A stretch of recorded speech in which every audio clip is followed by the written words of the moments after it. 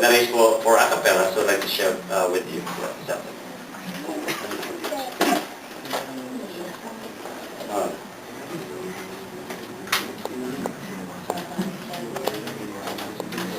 May mic pa ito, may mic.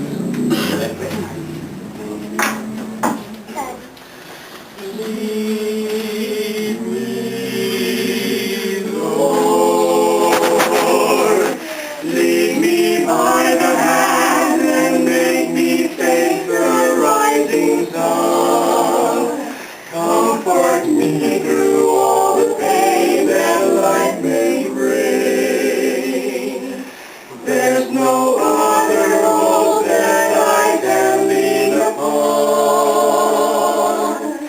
Lead me, Lord, lead me on,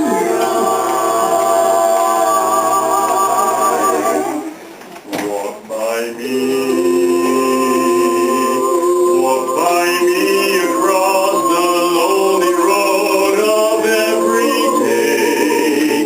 Take my heart and let your hand show me the way. Show the way to live inside your heart. Lead me, Lord, all my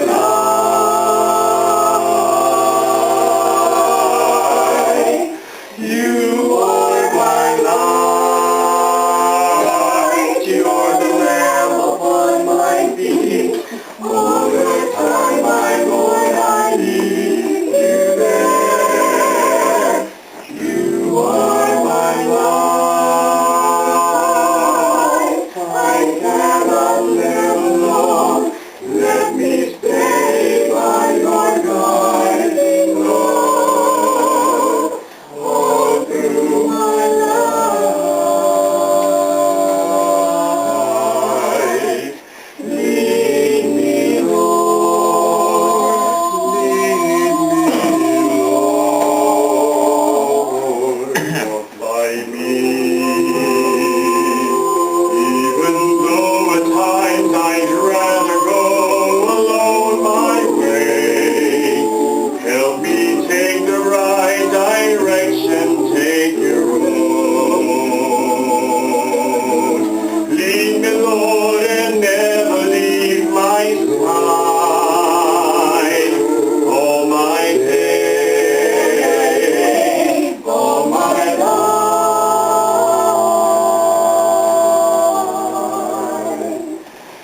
You are my light. You're the lamp upon my feet. All the time, my Lord, I need you there. You are my light. I cannot live alone. Let me stay by your guiding love all through my life. Oh, you are my light. You're the lamp upon my feet. All the time, my Lord, I need you there. You are my light.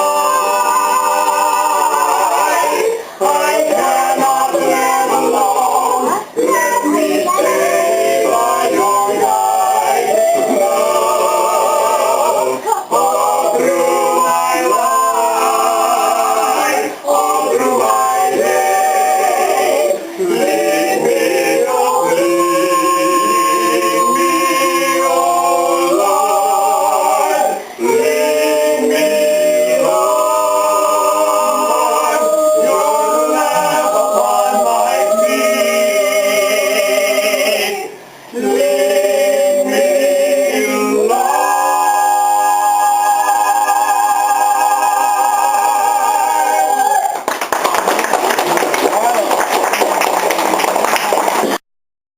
For welcome po sa ating fellowship.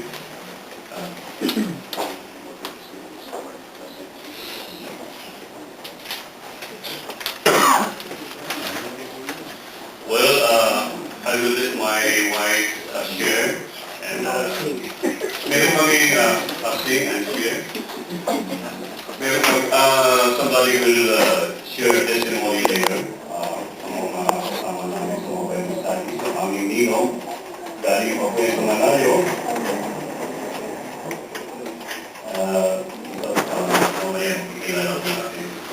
Welcome po kayo sa aming munting mansion. Actually, Brother Eddie, thank you. Kaya, alam niyo kung bakit mayroong ano dito? Kasi, ang lugar dito ay holy of holy. Ay, ang holy place. Hindi po. Ano lang po support ang pagtatanggalin ko yan after a week. Ay,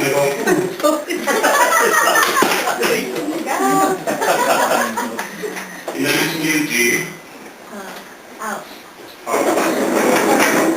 Okay. Magandang gabi po sa inyo lahat, mga kapatid. Nagpapasalamat po kami at kayo po ay dumalo ngayong gabi. Although short notice po. At ako pa nagpapasalamat sa Panginoon sapagkat tayo po lahat ay nandito para po tayo ay magkaroon ng fellowship at makarinig po ng salita ng Panginoong Diyos. Ako po ay hindi po ako marunong kumanta. Hindi rin po ako marunong piano. Alam ko po kung bakit ako naging napili ni Pastor Taiko na maging partner po niya sa Panginoon po. Ang story po ng aking buhay, maliit pa po ako ay binigyan na po ako ng heart desire ng Panginoon na maglingkod po sa Kanya. So, 4 years old pa lang po ako talagang ang aking idol na po ay mga pastor at nag-imitate na po sa aming pastor sa church. At ako po ay nagtuturo na sa aking mga playmate all about the story of Jesus Christ at the Good Samaritan, like that po. Kaya ako po ay nananalangin sa Panginoon. Mali po ako na sana ako ay tawagin niya na maglingkod sa Kanya. At yun po ay pinapanalangin ko habang ako po ay lumalaki. Nagkaroon po ako ng dream na maging deaconess ko because I was born a Methodist. Gusto ko maging deaconess kasi po ang aking dream po, ang aking first love is to serve the Lord full time for the rest of my life. That was my dream, my first love po. And then, noong po ako ay graduate ako sa high school, I was 15 years old only. So, underage po ako sa Harris. So, yun pong aming minister ay nirecommend po ako sa Home for Retired Deaconesses sa Caroline, Quezon City para ma-train po ako na para maging deaconess. So, 2 years po ako sa Harris, sa Decker Memorial Home. Training ko ako doon na parang maging deaconess. Pero, ang masakit ko, noon pong, I was 17 years old, at ako po ay papasok na sa Harris Memorial Family. Hindi po ako nakangga. Napakasakit po yan na dumating sa ayaw makipag-usap sa mga deaconesses doon sa death home. Sabi ko, bakit? Ano ba ang meron sila na wala ako? Bakit? Mahal ko ang Panginoon, gusto kong magsalita niya, bakit hindi niya tinanggap? So, ako po ay talagang, ang buong mundo ay talagang nagdilim na ang panin ko sa mundo. Sabi ko, ang sindi ng mga pawis na ito. Pero isang gabi po, 1 week po yan na ako ay nagdala ng happy. I was so, really, bakit hindi ako maharang ko. Pero po isang gabi po, ang Panginoon Diyos po is very good po. niya ang nasa puso natin. Hmm. Kaya isang gabi po na ako ay nakaupo sa kitchen. Yun pong American missionary, kasi nakikinig po ako ng days every day. Yung po American missionary ay kumanta ng submission. And then po kanyang message ay all about submission po. Para bang I was awakened, you know? Parang natag ako sa sermon. And then I went to bed. And then ako ay nakatulog na naginip. At kinausap ko ng Panginoon.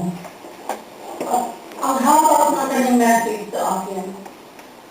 At lahat po ay naiintindihan ko. Every single word po ng Panginoon sa akin. You know, from waist up po, nakikita ko waist down. Parang ulan po. Tapos and then yung last sentence po, sabi niya, we are close to God.